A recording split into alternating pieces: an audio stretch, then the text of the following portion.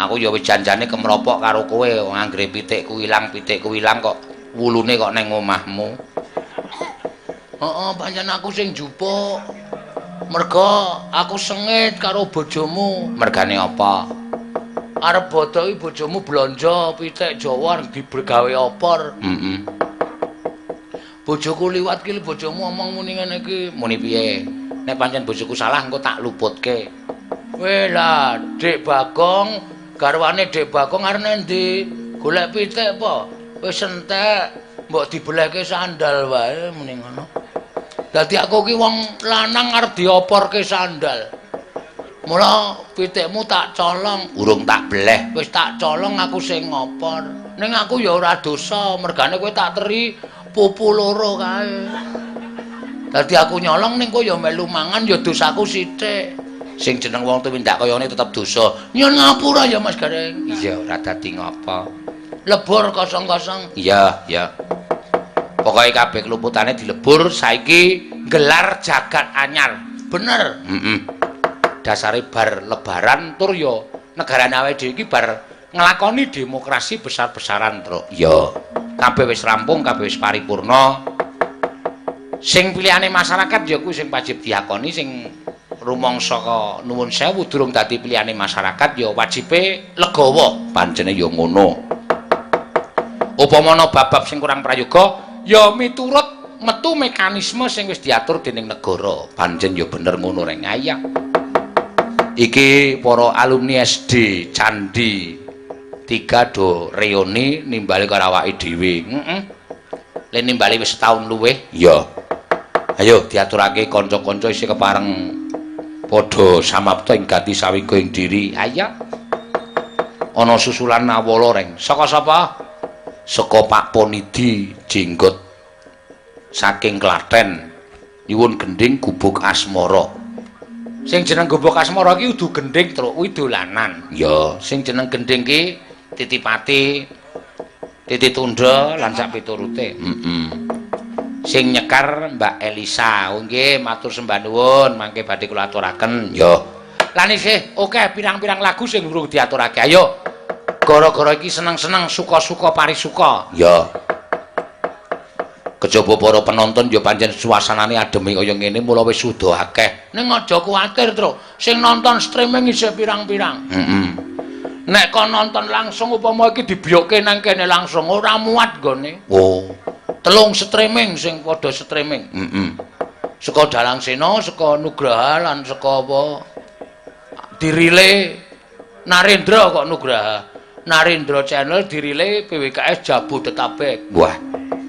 Ngono ya, Gong. Ha iya iki wayangan bengi iki apa reuni akbar SD Candi 3 iki ora mung ditonton ning masyarakat perebutan ning seluruh Nusantara, seluruh dunia padha mresani kabeh. Ya. Dadi dhewe melu ngundangake SD perebutan kene sapa ngerti ana anak londo sing sekolah ning SD perebutan. Mergo saka wayangan iki. Aku gumun nek anak londo iki bahasa Inggris do pinter-pinter. Ha iya. Ha iya sing jeneng anak londo iki bahasa Inggris do pinter-pinter kok. Nek anake wong Jawa basa Inggris pinter kuwi aneh. Nek anake wong Londo basa Inggris pinter kuwi wis lumrah ngono. Anake wong Jawa basa Jawa pinter ra jamak. Aku jenenge kowe iki mikir kleru kaya ngono kuwi. Lah aku mung ngomongke kok. Ya pancen bener. Heeh. Yo diwiwiti sing urung diaturake sore mau mengko ndak entek wektune meneh nek kowe kok ngomong reng. Ayo sinden-sinden ana 8 cacahe. Sapa wae, Mbak Agnes, Mbak Orisa, Mbak Ika, Mbak Elisa, Mbak Ayu, Mbak Neti, Mbak Wahyu, Mbak Prastiwi. 8 cacahe samapta ing gati sawiging diri. Kok ora krasa adem ya biasane nek yaine iki terus do kemul apa sing digawa ana lindang ana apa-apa. Do daging-daging kok saiki terus dadi wis ora do kekemul wis do anget-anget. Gawe Wahyu Ayu ki arep daging dhewe malah sedakep. Sedhe kae. Sedhe pikirane rusak. Gagas kecaperane bojone iki pikirane rusak. Ya wis ora apa-apa. Ya. Yo, diaturake tembange apa? Terus manut. Sing kepareng ngaturake apa? Iki pamundutan pirang-pirang. Arumanis mau urung diaturake. Ya. Gubuk asmara urung diaturake. Heeh. Bajing loncat ya urung diaturake. Wajan. Pokoke humer-humer. Apa? Humer-humer. Saking gayange iki humer-humer. Heeh. Terus iki nganti ting slebar nawala pirang-pirang Ibu Prastiwi. Heeh, Ibu Pertiwi engko diaturake. Ya. Yo.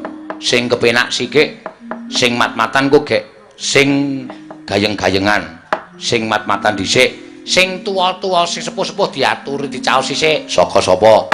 Mbak Prastiwi. Oh iya. Waduh, angine, Truk, angine. Heeh. Iki nek ora gek ngombe antangin JRG. Waduh. Masuk angin nyes ngono, Truk. Heeh. Yo. Mbak Prastiwi tak aturi nyekar Sintom Parisana. Apa? Sintom Parisana. Sinom Parijata. Sinom Parijata. Heeh. Lagu kuwi kok ora jeleh-jeleh ya truk rasane. Iya. Pelok pos Slendro ring pelok ah. Ket mau kok ora. Hah? Slendro mawon. Ya kono golek panggung liyane kene kono. Kana. Awang aku ki sing dadi pimpinan njaluk pelok kok njaluk slendro. Kok ngono kok sing rebab ya usul salah meneh. Salahku nggon apa? Wis tak takon aku. Aku tak takon karo kowe. Wong kowe ki melu aku kok nyalahke aku. Arep pelok karo slendro sak karepku to. Ya wis meneng wae. Mangkel aku. Aku ora njaluk kopi kok kono njaluk kopi. Demen dirasani kancane, wong kok golek masalah. Iya. Do meneng ning ngrasani, batin. Kae kalau aleman kae kalau aleman. Kanane do tuku dhek njaluk panitia kalau aleman kalau. Mesti eneng, yo mesti ana wah tak kanca-kanca kepaten. Yo. Neno. Penak pelok ya, Truk. Heeh. Aku Prastiwi kok omah pelok iki ngapa to jane? Ambo ora ngerti aku. Lino nak ngetutke dalang slendro kok ya. Ha iya mbok menawa. Ora ono dalang kok slendro ora. Ono Mariono. Mariono iki nek dipeloke bubar suluke. Heeh. Iya.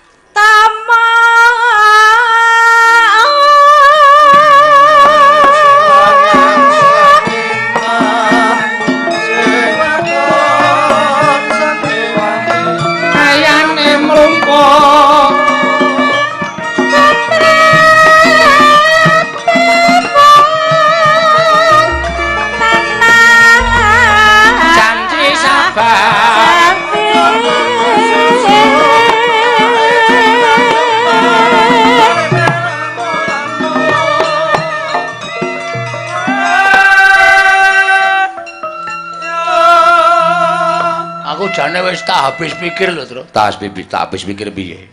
Piye ya carane ngandani penggirong ki nek ming janji aja sabar ki aja adoh saka mik. Heeh. Men tetep semangat. Janji sabar ngono mesti diadohke. Iya. Pokoke janji sabar karo negeri kita Indonesia kang sejati kuwi tetep cedhak mik, ora ming sing cedhak ming lumingsir.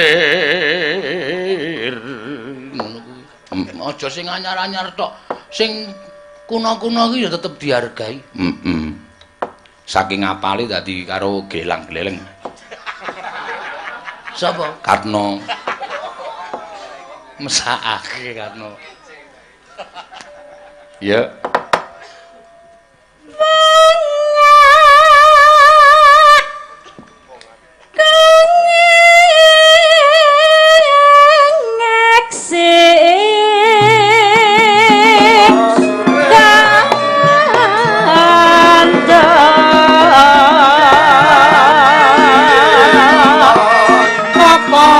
Setia ning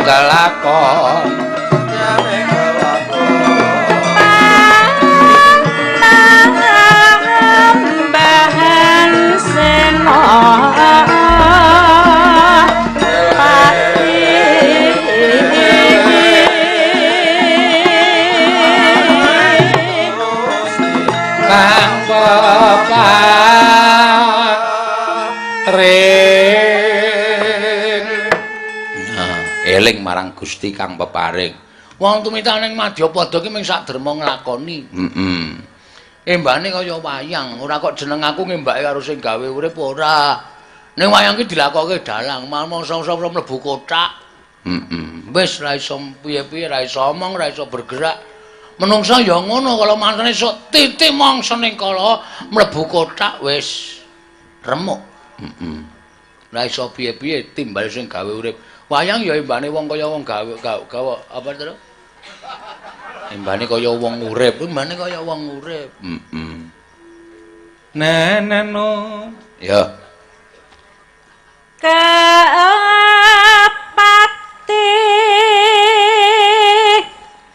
Amin.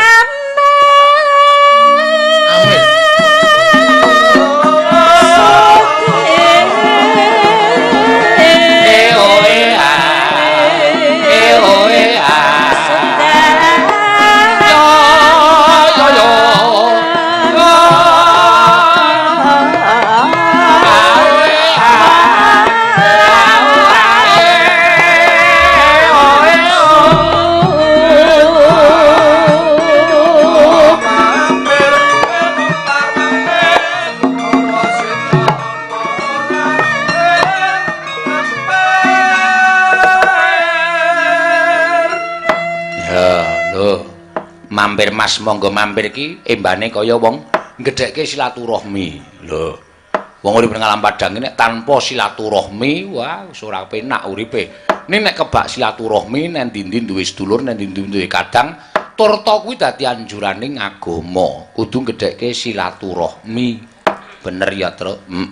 Kabeh girongan ki nganggo apa utawa ana manfaate kok reng. Ana sebagai pembelajaran. Oh, coba tak teruse nggo rungokno girongan-girongan liyane iki mesti ana intine lan iso dijupuk saripatine.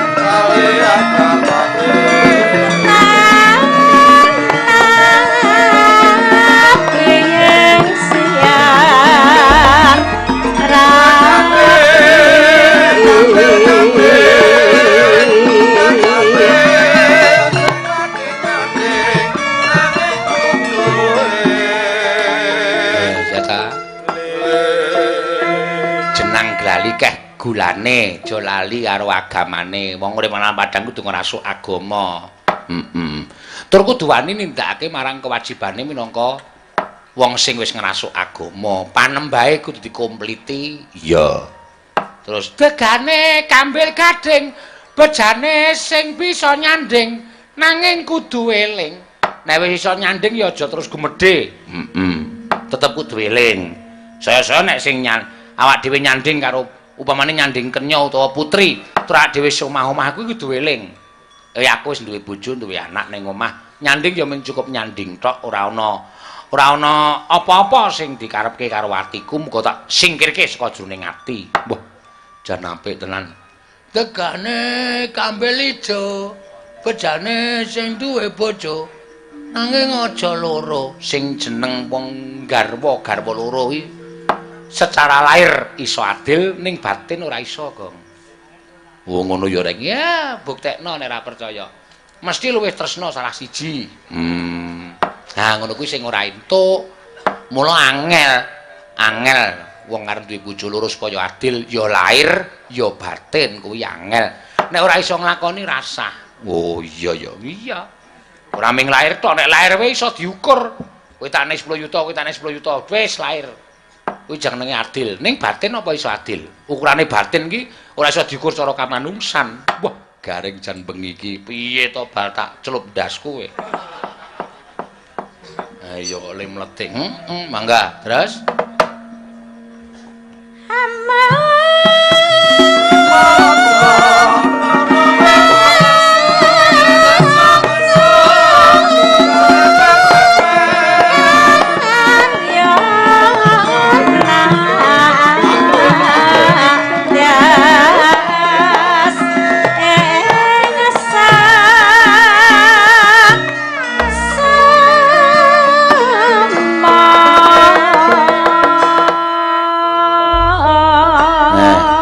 Gerongan sing terakhir ki mau sajae kok kaya ora ana intine. Sing ngomong sapa?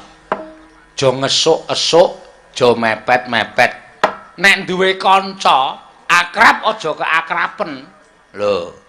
Nek duwe sedulur sing akrab aja keakraben. Mong keakraben ki nek kecengkok swara sithik bakal pisah tetaunan, ling nenengan tetaunan. Sak madya.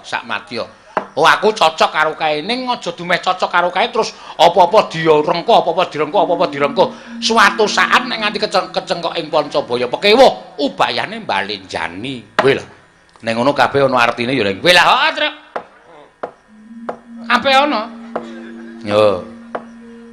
Sek Gambang Suling ngumandang suarane. Ah Gambang karo Suling ki nek ora ditabuh, lek ngumandang ya apa?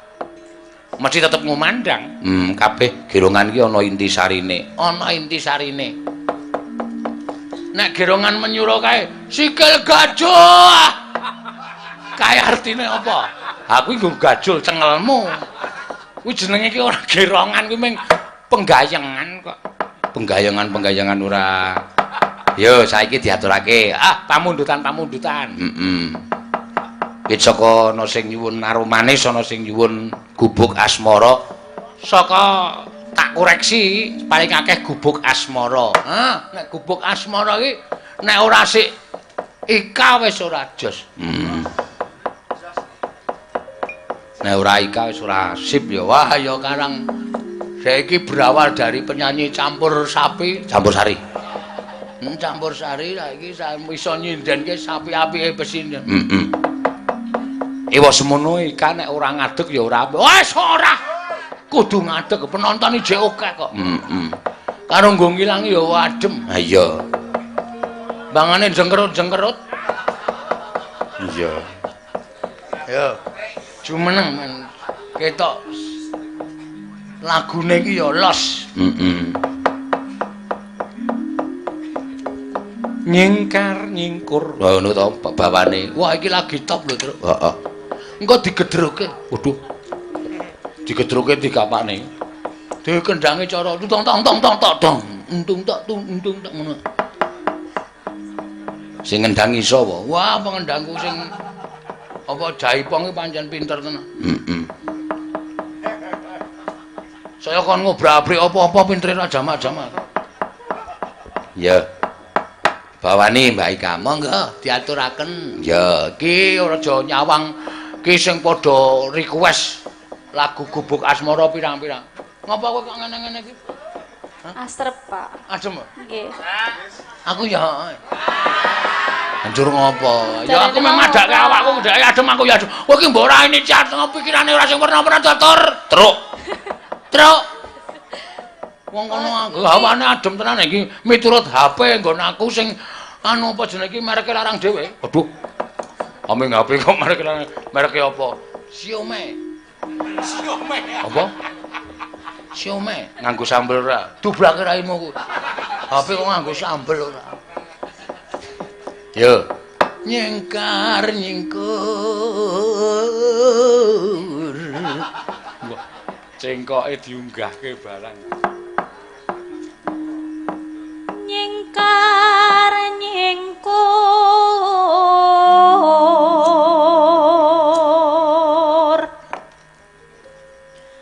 wiwitane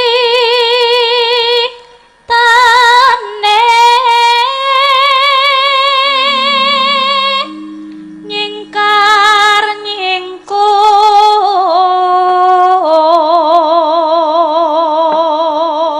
kancane dorong nyambut gawe Ika wis ngleter. Bodo kedua wis pentas, bodo ketiga wis pentas. Iya. Ayo penyanyi laris. Ya ngono kuwi. Ora apa-apa, anggere tetep gegulang karo seni budaya klasik, bakale sakpurnane le nyanyi campur sari sok. Nek wis sepuh terus mlebu ning nggon gamelan. Heeh. Ning kotak gamelan aja ning gamelan. Mlebu ning nggon kotak. Hah? Mlebu ning nggon kotak gamelan. Maksudnya ning nggon gamelan men belajar klasik ngono lho. Dadi kowe iso nyinden cara klasik ki wong suaramu ki apik. Sing penting diajari terus. Hah? Diajari. Wis ta. Kowe ki anggere nyuwun dibelajari, Aku ki mesti ora jelek-jelek nggone bakal mblajari kowe. Saestu nggih. Heeh, aja kuwatir. Kepinter aku ora tak pek dhewe kok. Tak dum-dumke. Heeh. Lingsam yen adem tenan iki gitu.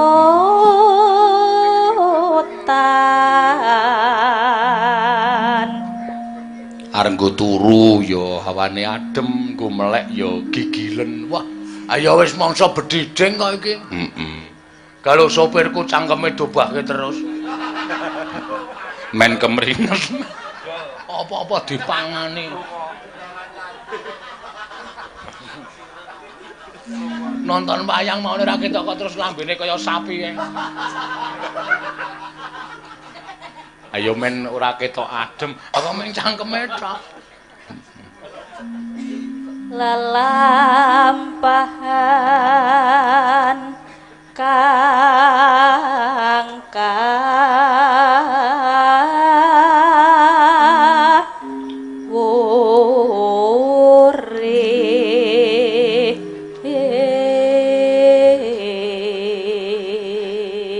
Piyayi ngendi, Gong?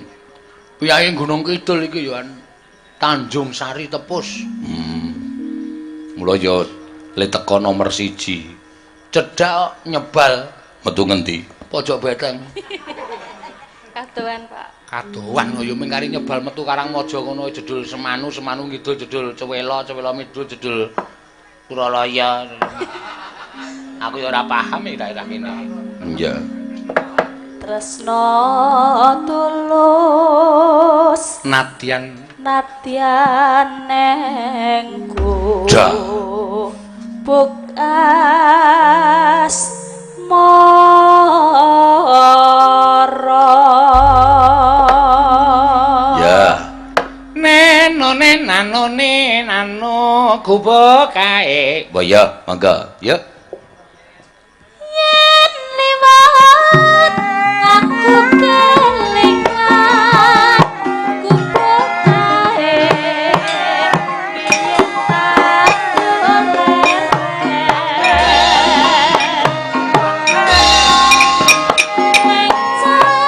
biyen tak golek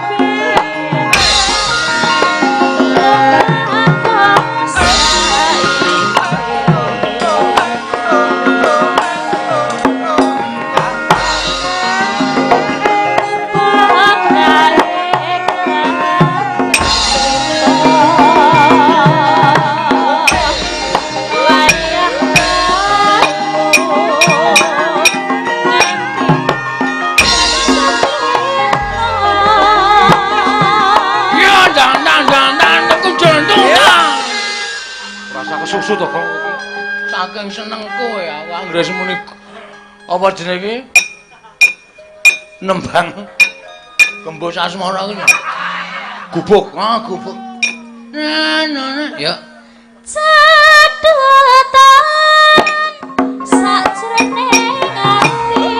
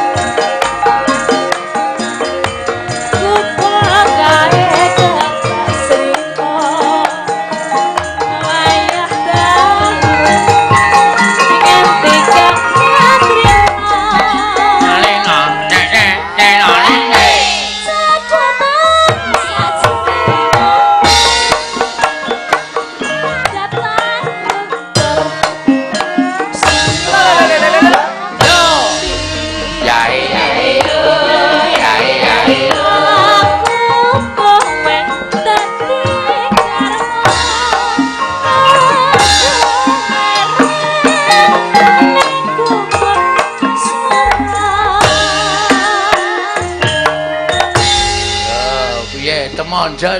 Dangdut ki janane ora perlu sesek. Oh. Ora perlu ndang tatung dangdung tatung dangdung. Dangdut ngene iki ya dirasake ya penak. Tak dudang tak dudang. Tak tumplak danggudak. Wah, jan rasane temonjo. Niki mau kaya ana jam-jaman sing rusak ya. Iya. Kempule sing karepe arep ngejak ning kendange ora tanggap. Kempule wis ngguk. Wah, tutuke sirahe sesuk. Ya aja kok pengempul kok dituthuk sirahe. Sarahe gundul. Ya wis ben ora apa-apa. Ngentekke detku emang bengi. Ya men. Ya wis men ora apa-apa. Jan sip tenan nyenengke. Ha iya. Suasana dingin menjadi asrep. Maksudnya saya anget mergo saka Mbak Ika Suesti nggone. Wah, anak joget ya apik tenan. Upama gelem ajar tari jaiplo, jaipong. Jaipong mesti apik. Trong dang. Wah. Iya. Ya saiki dibajutke sapa, Gong? Sing arep kepareng nyekar. Iki ana sing nyuwun langgam rengu. Oh ya, langgam rengu diaturake. Saka Mas Bendol. Saka ngendi? Tasikmalaya. Mbuh. Diaturake, heeh. Sing kepareng nyekar Mbak Elisa. Ya, ayo sa. Kowe kuru dhewe mesti kademen dhewe. Iya, wong wedok anggere mung kari balung karo kulit ngono kena adem terus ntrotok kae. Suarane kok kene cek. Kok ayo jumeneng. Apa ngajek apa ora? Ngadeg. Oh, ngadeg. Ah, men komplit saiki ora. Nondelok karo penonton nek penontone jokeh ngadeg. Nek penontone mung kari sithik gloso. Ha iya. Delosor.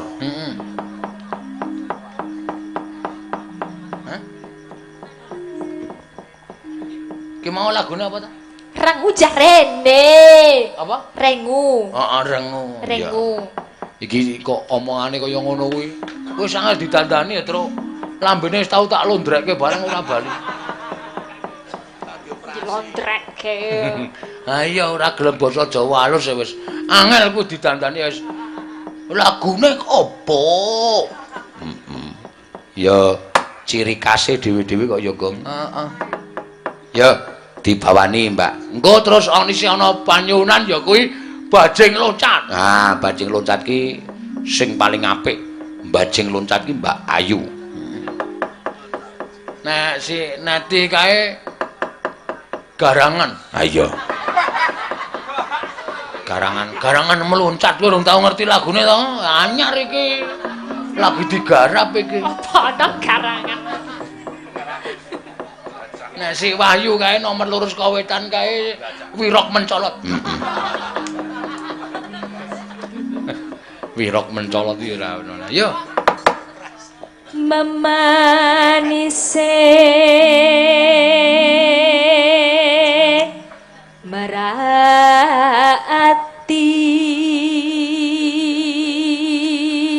Aku ya seneng anggere ana piyayi sing janjane ora Jawa asli. Ning gelem nguri-uri marang kabudayan Jawa. Iki lho, ngene iki lho contone. Kadang kala malah sing sok Jawa asli sok ilfil ya, Truk. Apa jenenge iki? Sinau basa Jawa, budaya Jawa. Ilfil ki apa? Sandal. Hilang feeling. Hah? Hilang feeling. Hilang feeling Hilang gitu. feeling tuh hilang rasa. Hilang rasa. Dongra, makanya rasa dioneke nek ora ngerti ilfil muni ilfil. Aku mung tiru-tiru cah nom-nom kuwi. Iya, ilfil. Kowe iki kepo. Kepo. Kepo ki apa? Iki Mas Kris wancane sok tahu. Hah? Kepo ki apa ya? Kepo iki pengen ngerti terus ngono lho. Oh, kok kae sindan-sindan kae nek pas ramayange kok aku gabut apa? Gaji buta. Hah? Gaji buta. Oh, gaji buta. Yo. Ora nyambut gawe kok gaji buta. Orang istilah cah saiki ki angel-angel. Kepo. Ya kaya iki padha. Karo kae lho sing demung kae lho ning hotel iki. Heeh. Muni piye? Konyol iki yoan kejadiane. Mosok mlebu lift iki radong lho, munggah medon. Kamu itu kepo ngono kuwi dionake karo sing nemu. Cah radong senengane do nyebut-nyebut ning. Ya desa kuwi lho ning hotel radong hotel ngerti lift kok numpak lift. Dadi ora ngerti. Aku linane ya ming undak-undakan wit ondo. Iya. Awang gawe omah tingkat kok ora ana undak-undakan. Ile munggah kepiye wis jajal. Bacane mung saja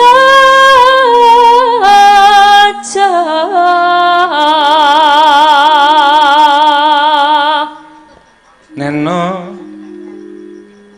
alus manis tur mrak ati Neno Rina wangi mantra tapan.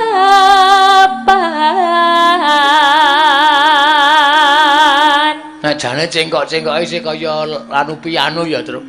Ning mergo bocah gelem sinau dadine pacane mung ratapan. Pacane mung ratapan. Ise organ yo, piano. Piye sing bener nek Jawa piye? Ajari Mas manut Bapak. gender. Oh, dadi piye contone? Ya wis pokoke anggere nada gender iki tok tiroke. Oh iya.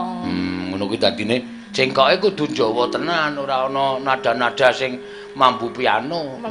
Apa mambu? Mambu abab. Nada kok mambu? Nada ki kuping. Kok iso ning kon nirung barang iki piye?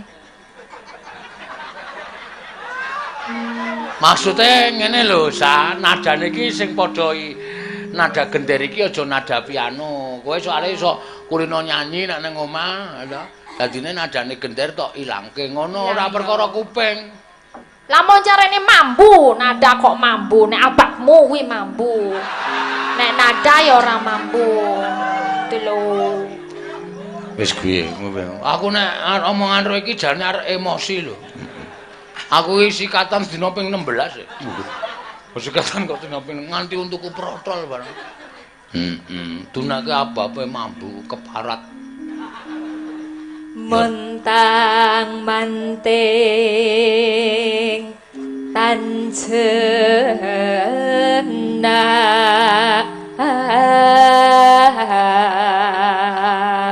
Nada kok iso kuping mau kowe muni nada kok kuping.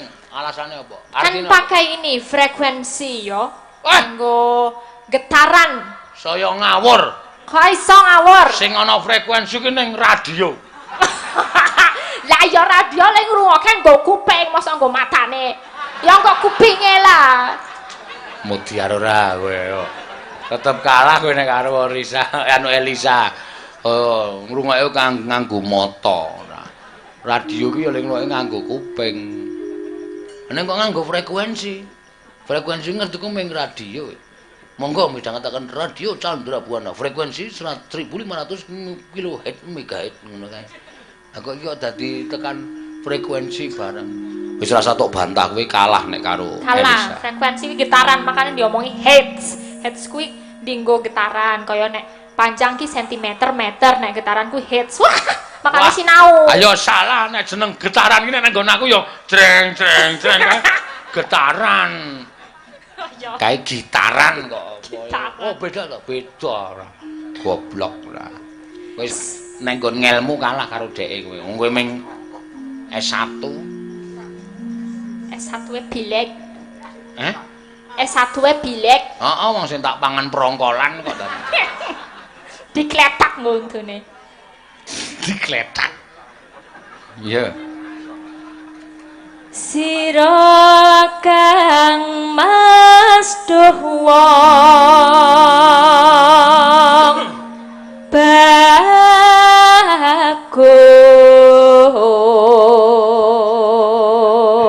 Bengi iki ora ana panggilan khusus lho, Sa. Panggilan khusus ki piye? Panggilan khusus ki panitia ki taun biyen nimbali urung Kowe urung ketok mbiyen. Ya urung melu kene ya urung direkrut. Dadi bayaranmu standar. Standar. Ora apa-apa aku ki ikhlas Pan karo panjenengan ki bagaikan Power Ranger saat tidak ada musuh. Tidak akan berubah kesetiaanku itu loh. Harus tenang no pikirmu. Bayar sithik akeh ora apa-apa ora masalah. Kok nyeki. Mau ngetondasmu wis. Entuk ndas meneh. Wis ora apa-apa. Ha iki jenenge anu kok hukum karma kok. Hukum karma. Aku mbiyen ki nek muni ngendas-ndaske wiyaga sak penake dhewe. Ha iki aku wis entuk hukum karma. Ora masalah. Selagi itu menjadi apa jenenge apa grafik yang frekuensi yang menjatuhkan hormon lho. Frekuensi karo hormon ketemu ning endi? Aku pengen omongan cara Elisa itu jane ora gathuk. Pokoke selagi kita itu grafiknya apa Power Rangers itu ora masalah. Yang penting kita tetap stagnan. Stagnan ya apa ya? Stabil ya. Stagnan, stabil dalam berjuang untuk seni dan budaya supaya tetap ekspresif. Selagi kita tetap memandang lokomotif iki sepur nabrak ndasmu meneh. Cilaka marang. Gampang teman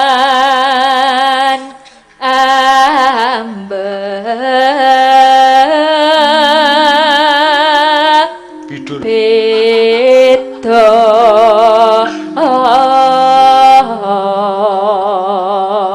Ya, apik nih. Yo, yen lewat aku wis gubuk asmara mau kok mung liwat tanpa mampir. Oh.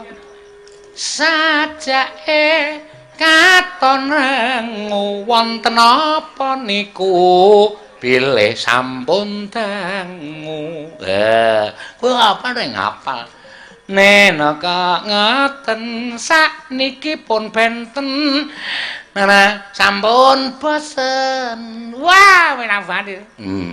Aku nek ngroke rengu mesti turu. Wo. Ya. Sajake katon rengu enten apa niku dene sampun dangu. Mirasa.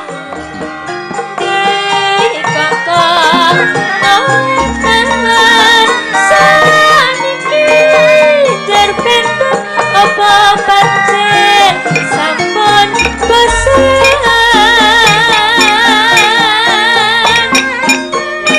mangga prasetyaku yen kekewan waktu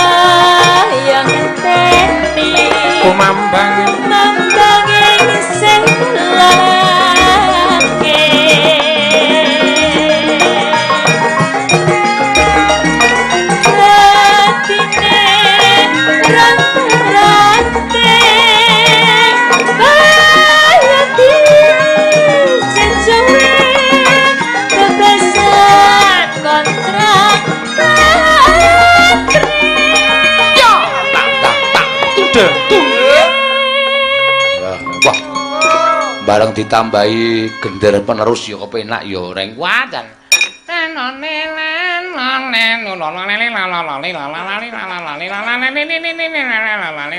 Wah, penak tenan ta ketang rada ngawur.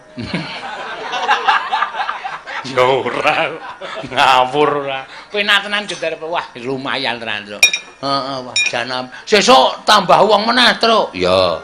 Golek sing iso siter penerus. Wah. Siter penerus sing sitere cilik ning ning ning. Wah, apa mesti saya rampak tur awak dhewe saya ora ndek bathi. Ha iya. Heeh. Saya menggontek ngedume piyaga. Heeh. Mangga ya. Kena kangkas kalakan Agung bermusnahan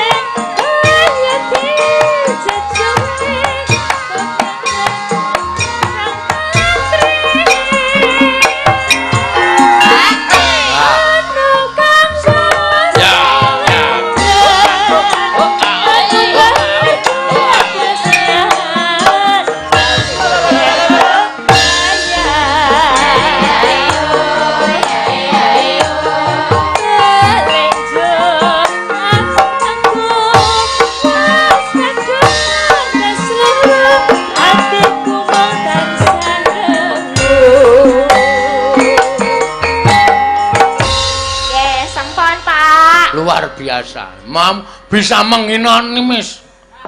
Apa, Gong? Menghina menis. Menghipnotis. Langgame ya penak, dangdute ya kendangane jan jem-jemane jan ngejem. Heeh. Kukuk. Kukuk kuwi jam-jaman kirik. Oh. Kukuk. Oh.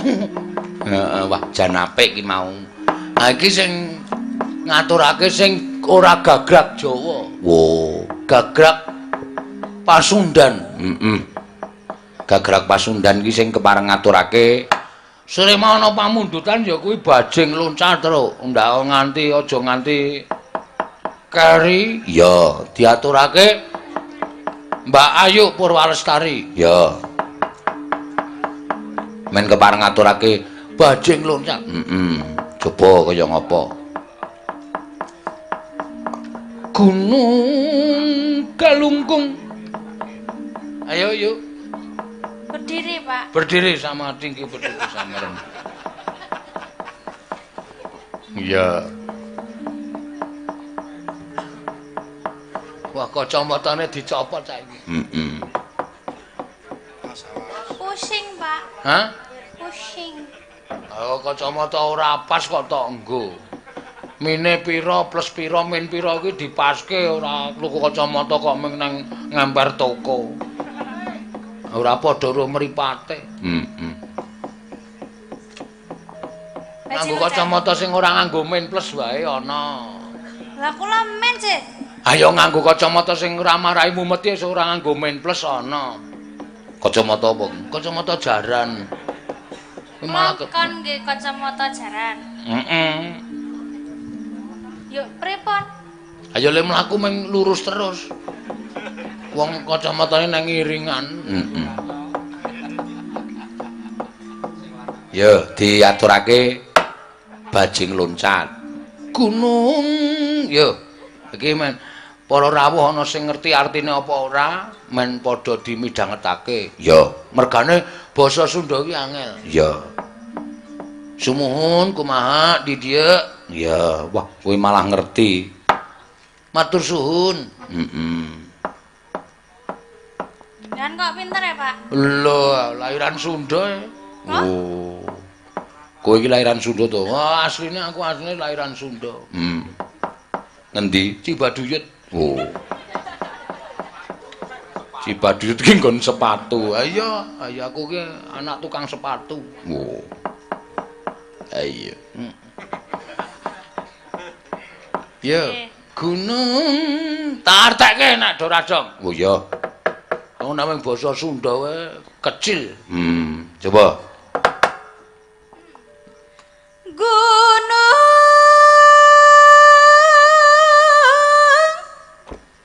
Galunggung. Artine Gunung Galunggung jelas. Rasa tak takoke. Ya.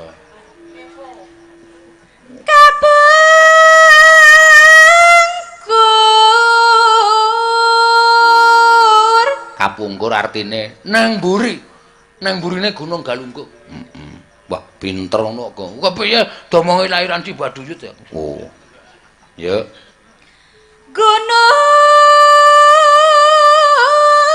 Gunung meneh.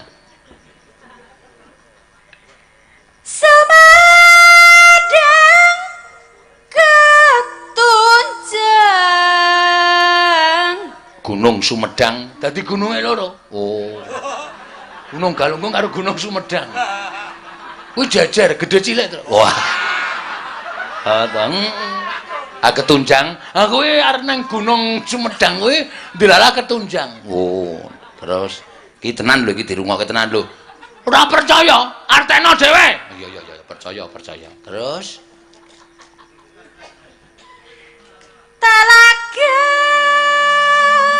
Telaga.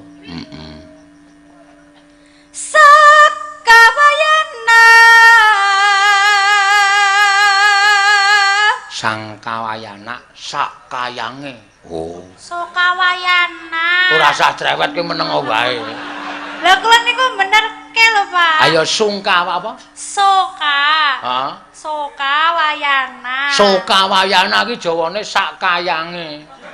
Oh, dadi ana tlaga jembare sakayange ora iso diukur. Ya wis, sing waras ngalah. Ben, terus Trang kicik. terang kicik piye terang kicik? Ayo. Ayo sing ngono kuwi pokoke. Tegese napa? Terang wis ngarani ketiga. Ketiga kuwi mesti adem. Nek adem terus do kicik.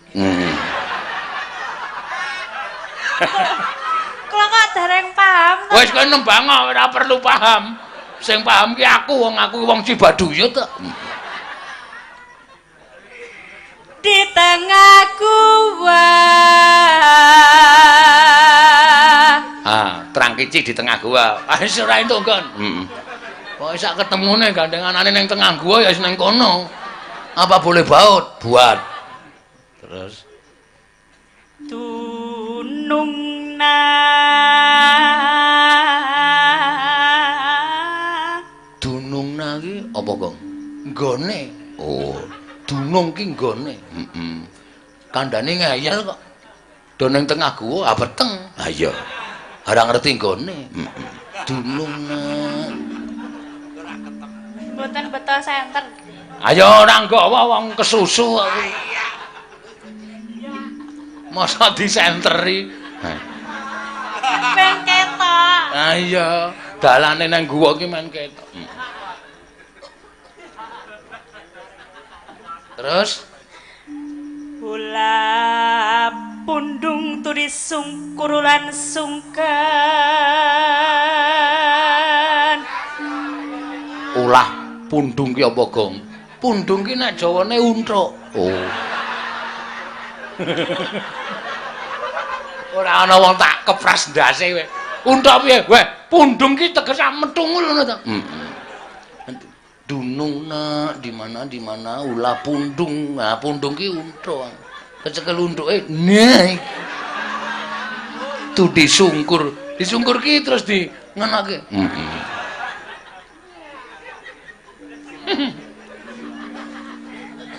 Terus Tadi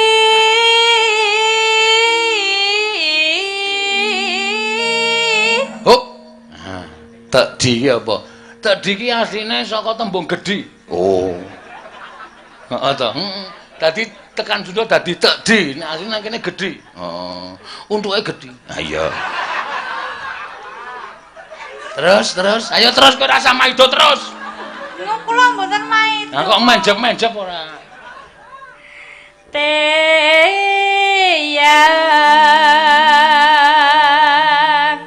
Teyan ki apa? Teyan ki untuke gedhe ning. Teyan ki saka tembung lumayan. Oh. Lumayan ki basane Sunda teyan. Terus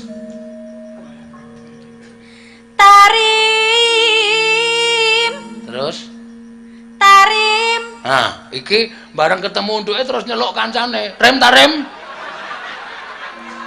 Kenapa? Ya mbok, aku ya ora ngerti. Kembulan. Rem ta rem, gelo iki lho nang kene untuke ngono. Kembulan untuk. Ya. Tarima raga wayana. Rem ta rem? Tampanono terima. Ragawayana. Ragawayana ki grayangono. Mau ngawur. Asalahe kok do percaya. Aku ya mung sakanane kok le ngomong. Raga niku awak kok. Ha iya, ya kuwi tarim ki kon mara. Rem ki lho, wis kecekel. Grayangono rem. Tarim ya mara. Ah sregep. Ngawur. Ngancik. Wah, saking sregepe tarim tanpa tali mara langsung ngencek. Ah iya. Tegese napa? Aja wis kuwi kok. Lah ngancik niku. Ana piyai Sunda mung dunekke ngawur ngono lho, Gong. Ha sing ngerti Sunda ki ya sapa? Ajare kowe ngerti. Mbok modar nek ngerti. Ha kok ngartekke. Aku ya mung ngawur kok. Ndene aku dadi pendono matane kuwi do percaya iya. Ya iya. Ah ya piye wangsulan? Ya setengah ora percaya wong tarim ki jane ana artine basa Sunda kok kowe kok dadi kok rem tarim ki kancane terus grayang ngono, grayangi cengelmu iki apa piye? Sing jeneng basa Sunda karo basa Jawa ki adoh ya, Truk. Kono ki nek muni apa jenenge iki? Uwis ki apa jenenge atos. Ha kae piyai ngerti. Aku iki ngasih bingung neng kamar mandi neng terminal. Ana wong Sunda ngene ndodok lawang, "Mang, atos." Mang atos aku ya aduh piye iki le wangsulan aku. Ora rada encer aku ya ngono. Bola atos ki wis tak kira nakokke nggon aku. Mantel mencelak. Yo. Di negara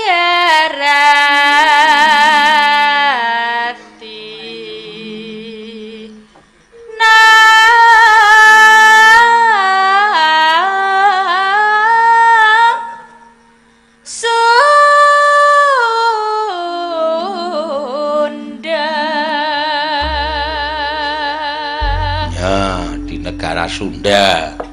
Kok jenenge negara ya kata-katane piyai kono ki ngono kuwi. Wah, ki ono chatting meneh Mbak Menuk Mandaraji saka Taiwan tasih midhangetaken. Oh iya. Alhamdulillah tasih kebagian Petruk saking Texas, wah Amerika. Wah Amerika Latin iki. Tanggane Amerika Gedrik. Ha iya. Amerika Latin ya Amerika Latin, Amerika Gedrik gundulmu ki piye? Ora ono. Amerika Latin ora ono Amerika Gedrik.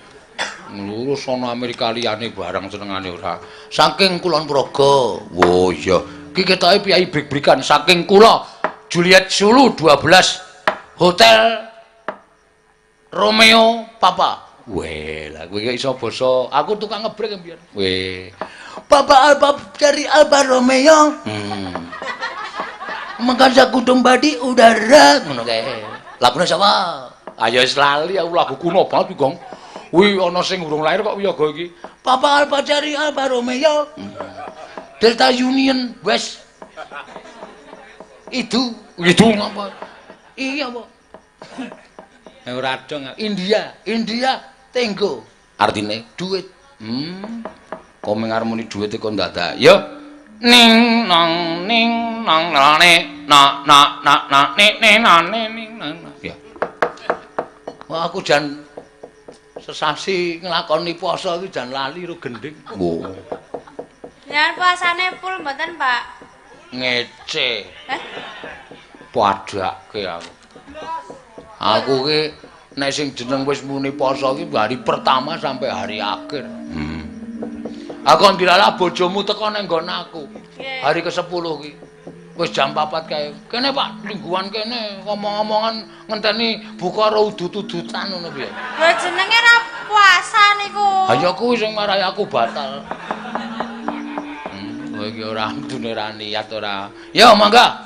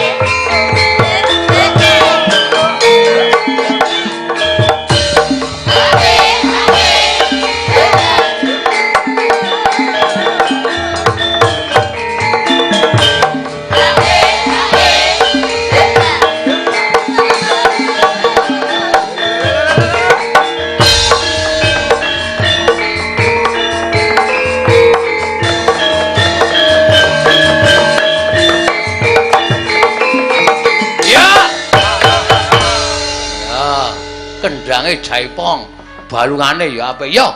Bajing loncat. Cengkrok Sunda angel lho. Ya, rungono sing ngene Mbak Ayu Purwalesari. Monggo.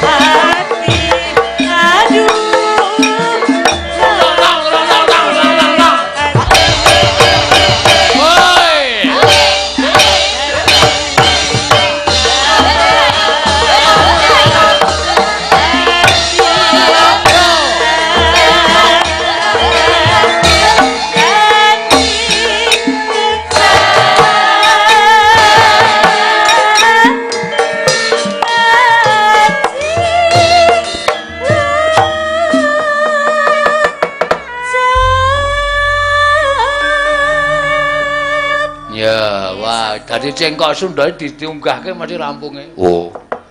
Bajing luncat. Mesti munggah ya rampung. Munggah, rampungnya mesti munggah. Bedane Jawa nek rampung medun. Nah iya. Nek Sunda munggah. Oh. Ya pancen bener. Gugu omongane Bagong ora rampung-rampung terus iki nek jeneng ngene gelem ngomong wah.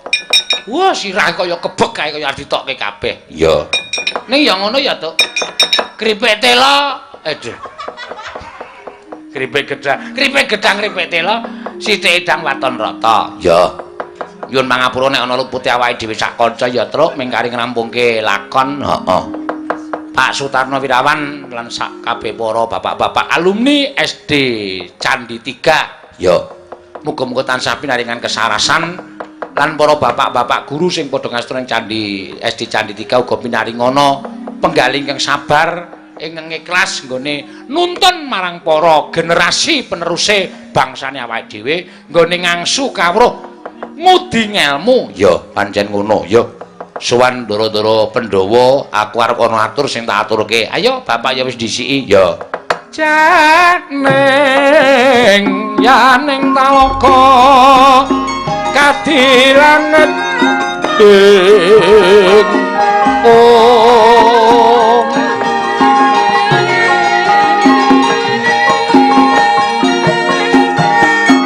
Mambang pantepasulano pamaneka bintang tulya kusuma yana sumawur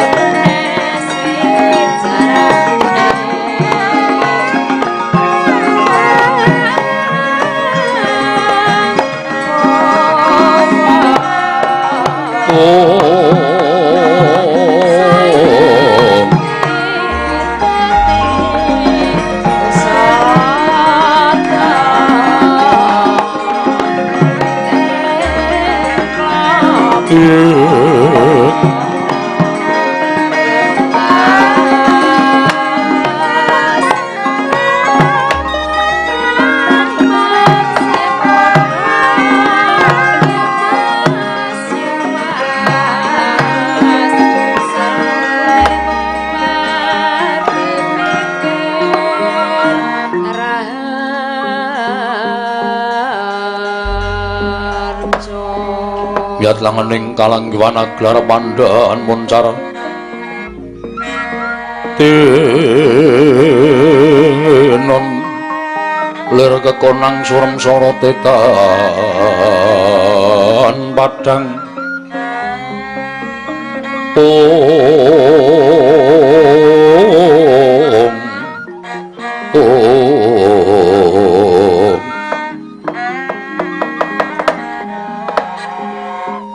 Yayi andatosaken kejot araosing manahipun ingkang Raka ing Ndarawati.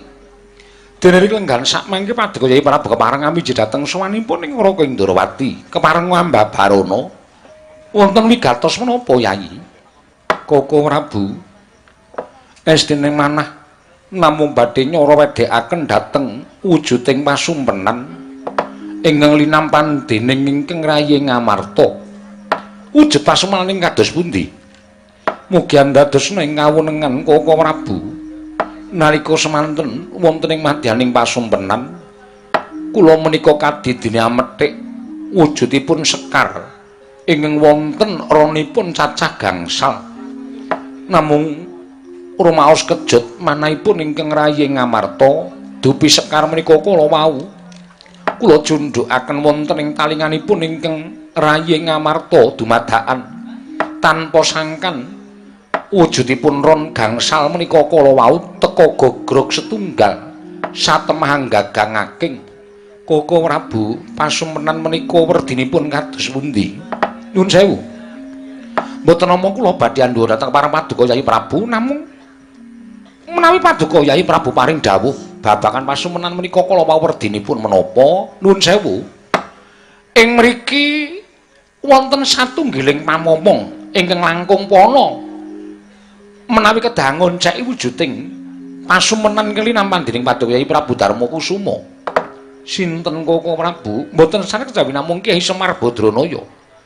Mila ingkang saking menika monggo latri andangu dhateng swanipun Kyai Nayantaka.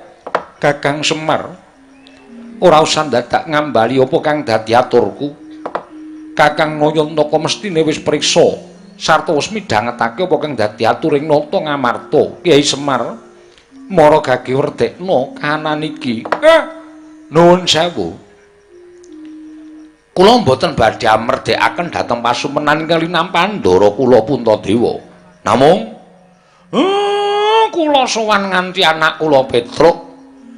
Sowanipun Petruk sakmangke pinaring ana kalodhangan wekdal munjo atur ngersa paduka Sin Prabu Darma Kusuma. Mbok menawi Petruk niki napa sing diaturake ngersanipun Sin Prabu Puntadewa saged dados sarana wudaring pasumpenan ingkang dikalampahi Ndara. Miatrangening kalanggihan aklar pandan monsar tinon ler kakonang surem sorotetan padang asor lan pajaring purnameng kekono dasari mangsa katiga Petruk kantong bolong apa pancen bener apa kang dadi ature Kyai Semar? Inggih sinuwun. Estunipun wonten atur ingkang badhe kula njaken Paduka Sin Prabu Darma Kusuma. Petruk darepe atur apa? Mugi andadosna ing kawuningan sowan kula menika tebih wangsul saking negaring Mandaraka. Sira saka negaring Mandaraka wigatine apa-apa ana kawan? Wale-wale menapa? Dipun utus Ndara Sedewa ingkang lerekipun sowan ngersanipun ingkang wa inggih menika Sin Prabu Salyapati ing Mandaraka. Gandeng pawarta sumebar warata saindenging jagat bilih Prabu Salya ing Mandaraka ngempalaken sangga para putra mantu miwah putranipun piyambak. Ing pengangkas sakmangke mbok menawi sampun lenggana anggenipun sampun keladuk yuswa samangsa-mangsa lengser keprabon badhe mrail-mrail negari Mandaraka dhateng putra mantu lan putranipun piyambak. Lah Ndara Sedewa nalika semanten paring dawuh kaliyan kula kinenanjaken babagan negari Mandaraka. Jalaran nalika semanten saksurutipun Dewi Madinan Sinuwun Prabu Pandhu, Sinuwun Mandaraka tau-tate paring dawuh dhateng ingkang Rayi Pandharana Klasedewa bilih ingkang Rayi Pandharana Klasedewa badhe kaangkas sarta karangka dados putra sak mangsa-mangsa benjang andum negari Mandaraka badhe pikantuk kamukten saking Sinun Prabu Mandaraka tumuli Ndara Sedewa utusan kalian kula supados nanjaken babagan negari Mandaraka menika sinuwun.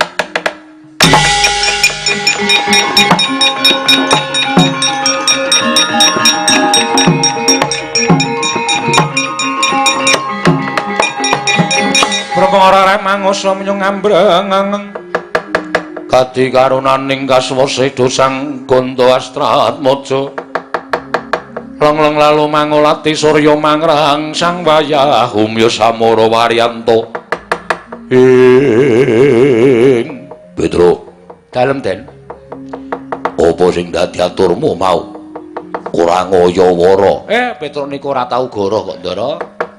Napa sing kula aturaken nggih lair batos, napa sing lumaku lan napa sing lumadi.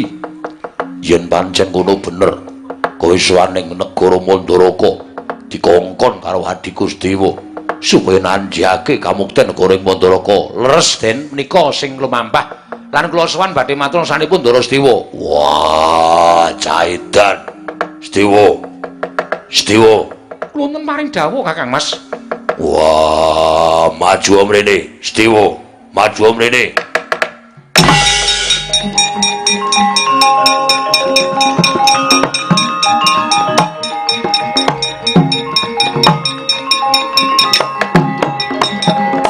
Gunjang gancing langit kelap-kelap, katon lir kincanging risang maweh gandrung.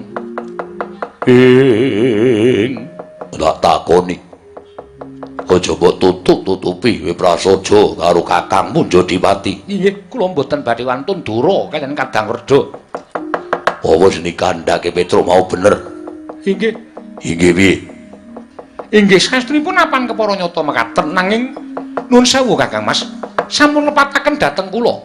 Kula namung nanjaken panjenenganipun Kanjeng Prabu Duk nalika semanten ingkang siriksan dening para priyagung. Bila samangsa-mangsa mangke Kanjeng Prabu menika andum kamukten negaring Mandaraka, kula lan Kakang Mas kula badhe kaparingan boten kita namung sekedhik. Apa rumangsamu sing wis mbok tindakake mau bener? Apa rumangsamu sing mbok tindakake mau ora ngorek-orek raine wong gerang kaya aku kaya mbarep kakangku?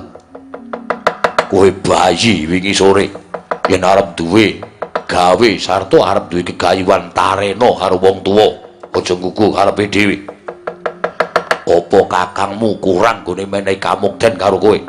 Apa dulurmu kabeh kurang gone nyeneng-nyenengke atimu? Kowe wis direngku dadi dulur ning negara Ngamarta. Kowe wis pinaringan kasatriyan Sawujajar salan bumi Rotawu. Ewadene lah kowe isih ngangah-angah kepengin mukti ning negara Mandaraka. Sedewa, nadyan tata lair kowe kongkonan karo Petruk nanging batin kowe padha karo ngraupi peceren karo kadang-kadangmu tuwa. Wah, aku ora sudi duwe adi kaya ngono. Yen kowe isih kepengin ngukup negara Mandaraka, ilang-ilangan ndok siji. Yen perlu kudu tetel Pandhawa 5, ora jangkep 5, ora apa-apa.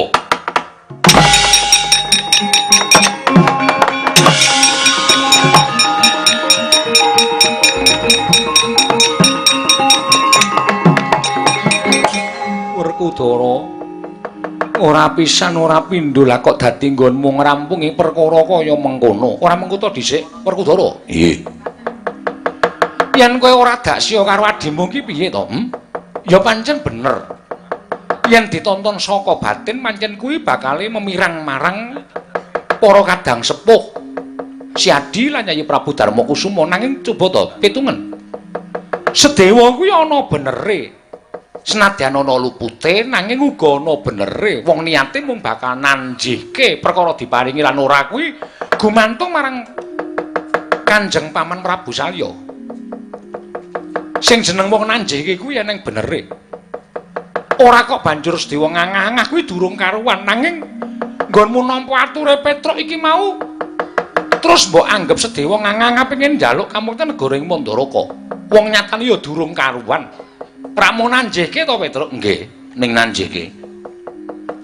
Lah kok dadi kowe nesu karo wadimu malah kowe dawuh karo wadimu Sedewa ilang-ilangan ndok siji yen perlu Pandhawa tetel ora jangkep 5 ora apa-apa. Lah apa rumangsamu yen ora genep 5 Pandhawa iki ora dadi perkara. dadi perkara mongko sing duwe perkara Kresna lho Werkudara.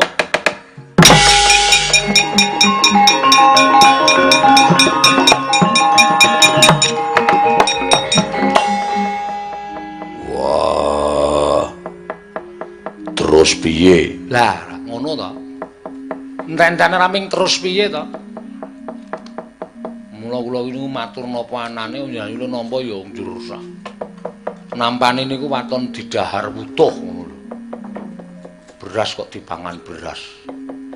Ya dimasak sik, dipususi, digadekke sego lagi didahar ngoten ora tok njur wutuh dipangan beras.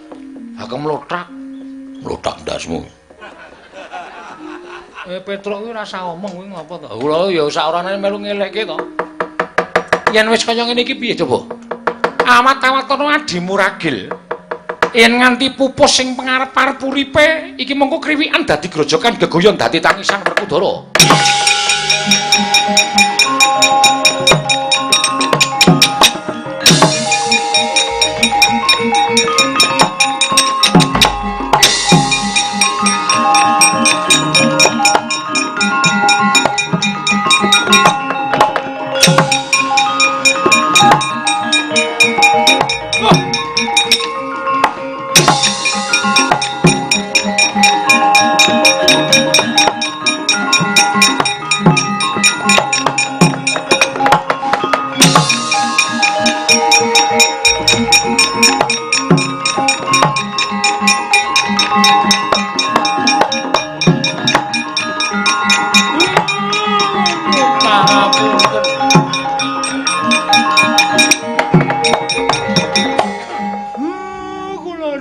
Pangapunten Ndara.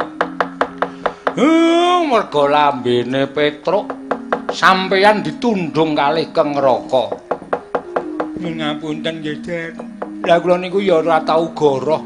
Arep kula niku mung Panakawan ning sak isa-isa urip kula niku aja nganti keregetan merga kula duwe pakarti goroh. Napa sing kelakon ya kula aturke, A ya kula aturke A, B ya kula aturke B.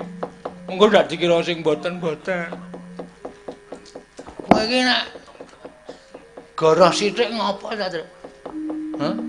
Ora iso, Gong. Goroh untuk kebaikan enggak masalah. Masalah. Kowe iki ora iso ngraketke Ndara-ndara Pandhawa laporan kok apa anane. Ndara Sedewa karmo kowe. Wis piye kowe ketok nek pasuryane putus asa. Oh, kaya ngono kuwi. Petro, aku ora apa-apa. Merga kowe netepi marang darmaning kewajibanmu kanthi tuntas lan kanthi becik. Tanpa duwe wigih ringa-ringa kowe matur apa anane. Uripmu kebak kejujuran. Mula aku seneng nadyan kudu ngorbanake marang awakku, ning aku ora apa-apa. Ampun ngoten, Den. Sampeyan ngendika kaya ngoten niku sampeyan ngalem kula ning jane nyocok ati kula. Sok meneh cangkeme iki dijaga. Ora waton ngomong. Pancen ngayal kok.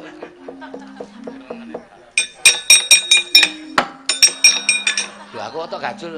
Kowe ndak melu gajul kowe iki. Sikile kowe kaya ngono landhepe. Ora aturi sabar.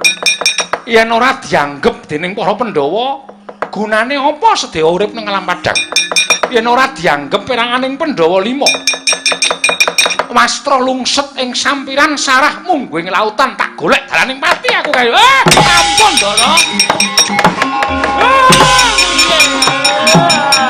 Wah.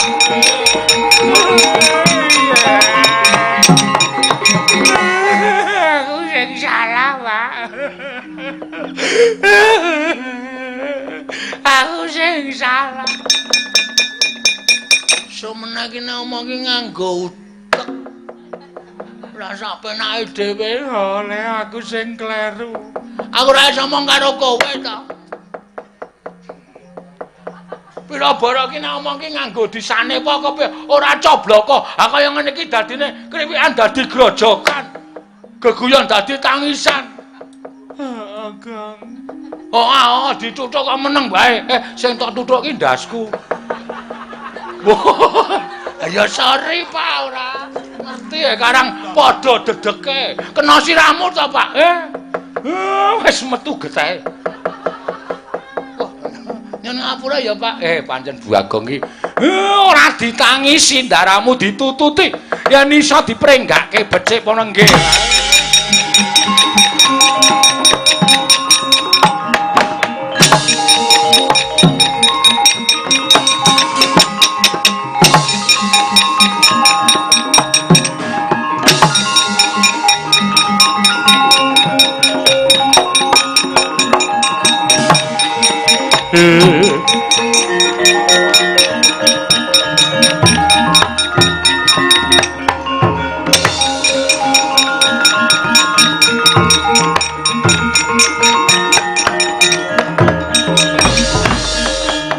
Marena subang mangaruna kadinetrane nganggo lapo sabdaning kukiloring kanigara sageter kene dunganing kunglir wuwu sing pini panca walata kaya wis pantuk pepuntaning tekadku tinimbang aku bali marang Praja Ngamarta siji nampa duka loro gedene nganti ora dianggep dening para Pandhawa. Wis ora ana gunane aku urip ana ing alam padang. Ora ana gunane kesuwen nggo nyawang marang gelaring jagat lan seming rembulan. Tak golek dalaning pati supaya marem penggaling dulur-dulurku tuwa kabeh legane atiku.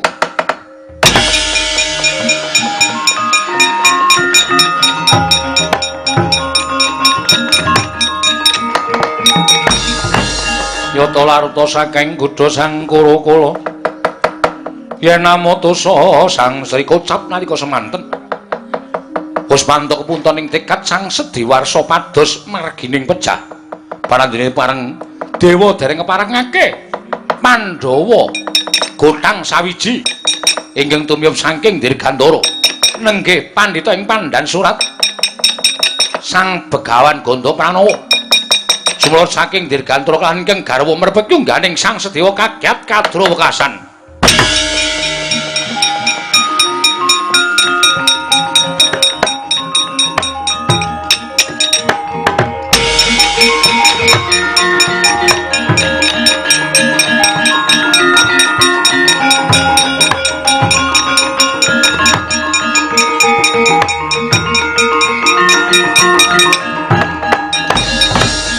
Kandya Bala Pandhawa mbiyuk gumulung mangung siring sata Kurawa nuwun sewu wonten wujuding Brahmana ing perpeke dhateng jasad kula panjenengan sinten mremban dipun tepangaken kula pandhita ing Pandhan Surat nami kula Begawan Ganda Pranowo menika semah kula Raden panjenengan wonten menapa katingal cawus guwayanipun penemban nami kula pun Raden Sedewa kula menika peranganipun Pandhawa ingkang ragil inggih kula ngertos panjenengan perangan Pandhawa ingkang ragil la wonten menapa kok mapan wonten tengahing wana estunipun kula badhe pados margining pejah lho liripun kados pundi tiyang gesang wonten ing alam padang menika dipun paringi gesang dening Kang Murba jagat teka panjenengan gesang namung kantun nyandhang kemawon lah kok malah pados margining pejah inggih mergi sampun boten wonten ginanipun kula gesang wonten ing Madyapada kula sampun dipun singkiraken saking peranganipun Pandhawa gangsal malah kadang kula sepuh inggih menika Kang Mas Werkudara sampun boten nganggep kula minangka dados sederek mila sampun boten wonten ginanipun kula gesang wonten ing alam donya menika bebasan wastra lungseting sampiran sarah mungging lautan mboten wonten ginanipun mila kula lajeng badhe pados margining pejah aduh Raden panjenengan menika tasih enem panjenengan menika tasih muda tumaruna eman-eman menawi panjenengan tumunten pados margining pejah samenika ngaten kemawon kula menika nganglang jagat menika estunipun kula menika nglampahi tapa ngrame mugi-mugi Gusti ngijabahi anggen kula nglampahi tapa ngrame pikantuk omong-omongan sak boten-botenipun kula pikantuk anak pupon tegesipun kula menika pikantuk anak anggenipun mupu nganggep dhateng lare menika.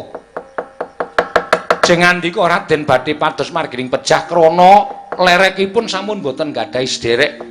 Krana Pandhawa sampun ngipataken dhateng jengandika Raden Sedewa. Sakmenika ngaten. Menawi Raden Sedewa menika upamiya purun kula rengkuh dados atmaja kula kados pundi.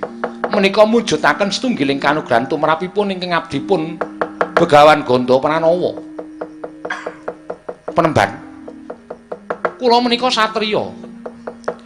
Kejawi kula menika dipun singkiraken dening para Pandhawa, estunipun wonten gegayuhan kula ingkang dipun tambengi dening kadang kula ing Jodipati. Kula menika bingung. Gegayuhan ora klakon mongko wis disebratke saka para Pandhawa, lajeng kula kedah kados pundi? Mangke rumiyin. Gegayuhanipun Raden Sedewa menika menapa? Kula kepengin anjaken dhateng kamukten negaring Mandaraka. Namung aturipun Petruk cetha kula tampi bilih kula saged nampi negari saperangan negari Mandaraka kamukten kedah kula tampi kaliyan kadang kula Kakang Mas Nakula waton beratipun sekseni nggih menika Rama Prabu Pandhu lan Ibu Madrim. Mongko tiyang sepuh kula sampun boten wonten.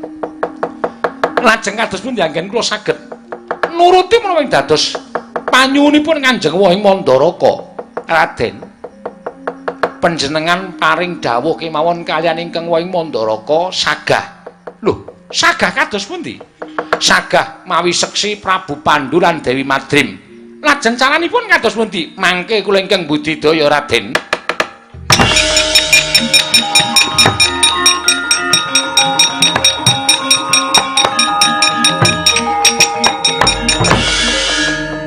Penemban. Bareng aku nganggo tata krama ingkang sekawit aku kuwi ngajeni yen to sampeyan kuwi wujuding brahmana. Nanging bareng tekan puntong ning rembug sampeyan paring pangandikan saguwana Raden Sedewa. Mengko yen iso aku ingkang bakal budidaya srana mau bakal kasembadan. Kusik. Lah kok dadi kowe arep mbebeda sarta kowe arep ngrusak kamardikaning wong tuaku ing semapan ing kasuwargan. Tegese kowe bakal ngogreh semarene wong tuaku ya ngono apa piye, Mbak?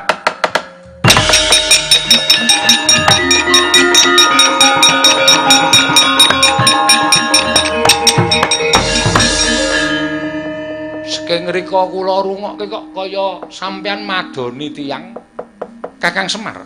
Ana pendhita ingkang ngawuh gawar ngawur arep ngepek anak karo Sedewa. Ning bareng tak sambati, aku kudu duwe seksi nggone bakal antuk kamukten negara Mandaraka. Ya kuwi Kanjeng Rama Sawarga Prabu Pandhu lan Kanjeng Ibu Sawarga Dewi Madrim.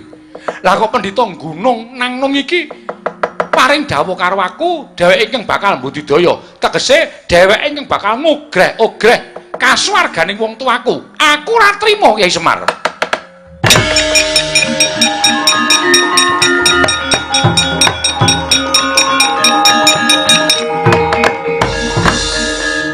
Mang Purun. Gelem piye? Mang Purun. Tegese piye? Sampeyan teng Mandaraka. Penemban iki kali ingkang garwa ben ngetutke. Lah mengko yen aku didangu seksi kundi mongko ora ana Kanjeng Rama Prabu Pandhu lan Kanjeng Ibu Dewi Madrim pancen mboten wonten. Sedaya pun sedo. Ning sampeyan percaya kalih kula mboten? Iya. Nggih pripun? Aku percaya karo Kyai Semar. Nek percaya Mang Budal. Pendhita niki ben ngetutke. Lah engko yen didangu, wah. Sek. Domongi kok ngayal.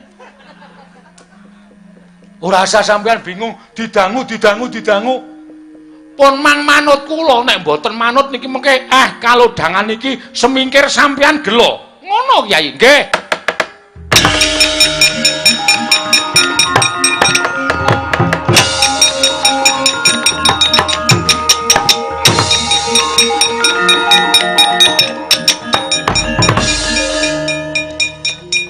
Sapa ya, Pak? Wong tuwa dijongkongke. Aku karo bapak ki sok aneh lho, sampeyan iki nek ngendika kaya clap-clup ning kok kaya ana nyatane. Merinding githokku. Aku merinding. Lah kok ora nyono, lah kok krasa lho. Ana lelakon kaya ngene kok sing tuwa kok do krasa. Krasa piye? Krasa gumelar. Takoni apik-apik krasa gumelar. Petruk ayo do ning Mandaraka nek weruh kanane nek ora kaget aja dundang Semar ayo.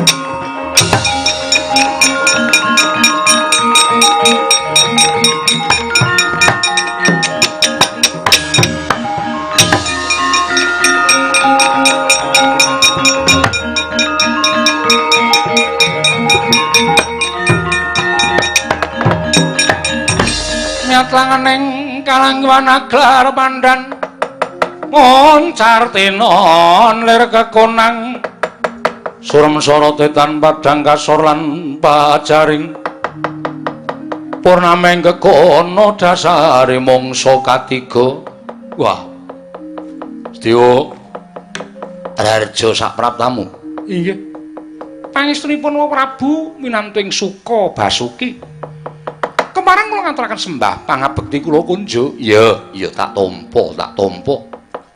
Lah iki sapa ana piyai sepuh nyandang cara kabrahmanan mongko mburine ane putri ingkang kelat sajake isih muda tumaruna. Nggih, wale-wale menapa menika tiyang sepuh kula angkat. Lho, wong tuamu angkat? Inggih. Amargi kula sampun boten gadahi tiyang sepuh mila lajeng kula dipun pupu putra dening Begawan Gondo Pranowo menika saking pertapan Pandan Surap. Ya ming melu momong karo kowe rak ngono to kuwi. Inggih.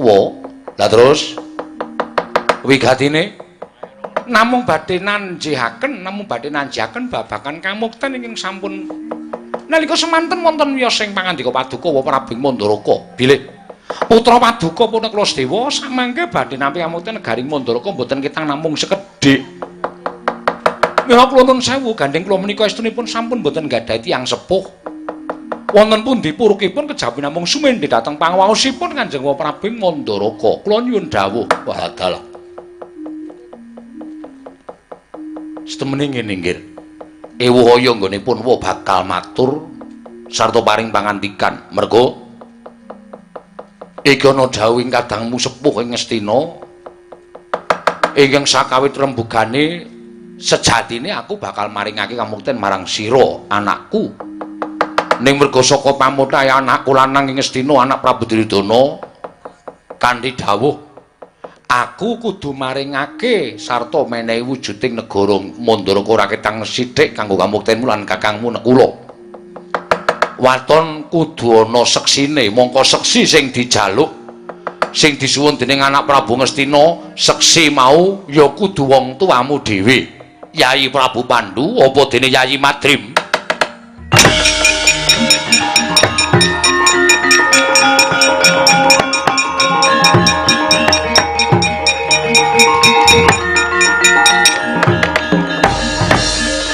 Nuwun sewu sinuwun. Estunipun menapa ingkang dipun ngendikaken Nalendra Ngastina menika mboten badhe saged kasembatan. Jalaran tiyang yang sampun boten wonten menika boten badhe wangsul malih dhateng wonten alam padang menika. Estunipun wonten lereking penggalih Nalendra Ngastina menika namung badhe awel maringaken kamukten dhateng anak kula pun Sedewa. Nadyan menika namung anakku pun. Nanging menika dados tanggel jawab kula. Mila sinuwun menawi kedahipun Paduka Sinten Prabu Mandaraka menika kedah nglenggahi bawa leksana. Kedah nglenggahi adil lan kedah saged neraju tuwin animbang. Menapa ingkang dipun suwun ingkang putra Ngastina menika klebet wonten ing akal, klebu wonten ing nalar menapa mboten? Menika ora ateges panjenengan namung badhe nyingkiraken dhateng ing putra piyambak. Ateges panjenengan namung badhe nyelet pangandika ing sampun paduka wiyosaken dhateng ing putra pun Raden kula Sedewa. Menapa badhe tetel kanindranipun Nalindra ing Mandaraka Prabu Salyapati. Awit kawon Prabawa kaliyan anak mantunipun Nalindra Ngastina sinuwun.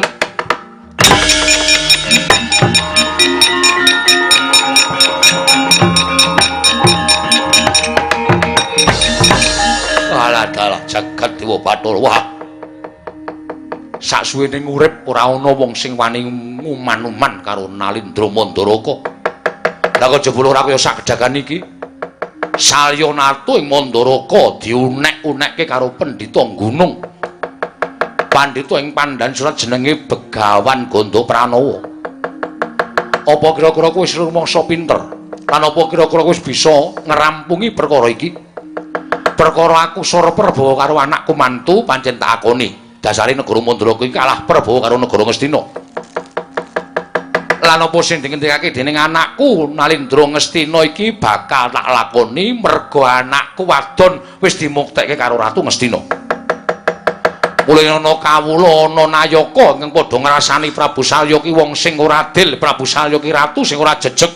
Prabu Salya kuwi ratu sing blendra-blendre.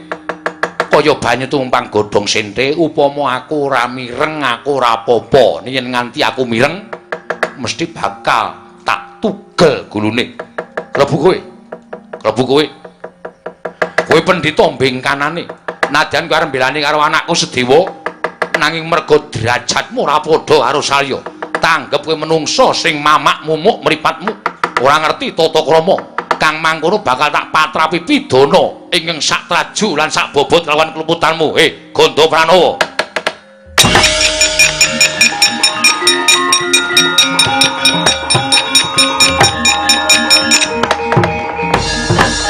Sinuwun Salya. Sampeyan nuding-nuding karo Brahmana. Mongko sawijining Nalindra kuwi kudu ngajeni karo Brahmana. Wong Brahmana kuwi pranata agama. Tegese wong sing menerake kapercayaning menungsa yen to nganti mingerke blate nggone manembah marang manguwasaning dat kamurwing dat. Lah kok dadi ngono ucaping Prabu Salya. Yen ngono sing peteng ora mung paningale Prabu Salya, nanging batine Prabu Salya wis peteng. Merga sampeyan ora iso nyawang sapa sejatine aku. Maragake wengakno permana jati Prabu Salya.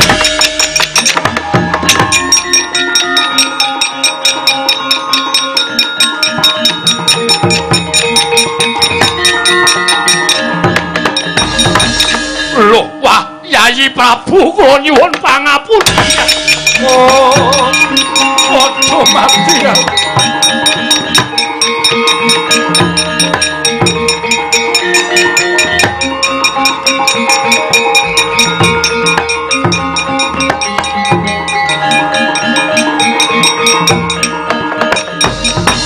Suram-suram Wangkara kinggen ler mangoswa kang layon denya langkang memanise wadananira layu kumel kucemrah nyomaratani ing Yayi Prabu.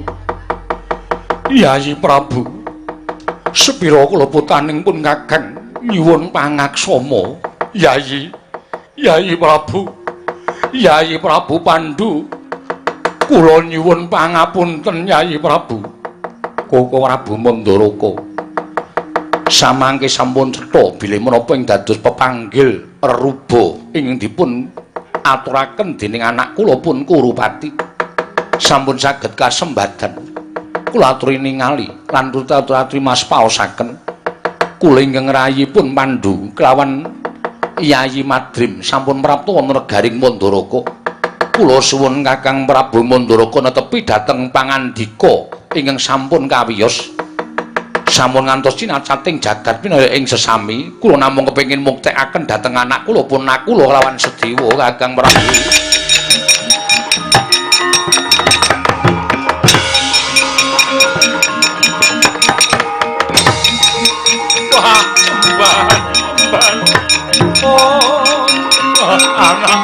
Bar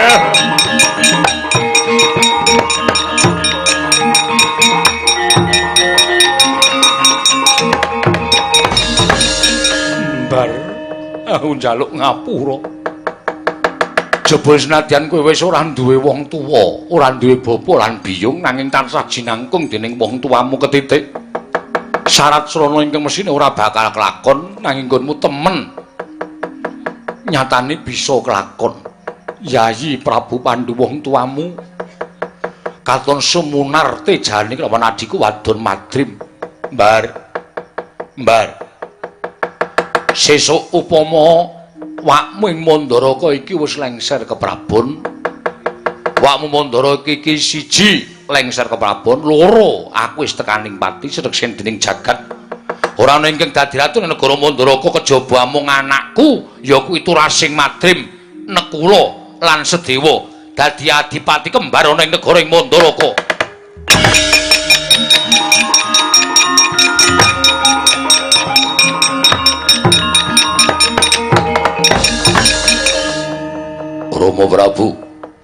Rama Prabu, teka mekaten sabda pangandika Paduka Rama Prabu. Nggih. Kula nika wong tuwa ora usah ditetah. Kula nika wong gerang ora usah dituntun. Kula wis kleru lan kula kepengin njaluk ngapura karo anak kula Sedewa. Nek sampeyan ora cocok, sampeyan ora mathuk, sampeyan ora gathuk karo penemune salya, lenggah wonten mriki sawetawis kula semanggaken, ajeng kundur kula semanggaken. Kula wis ora ngrewes karo sampeyan. Kula ora melu karo sampeyan.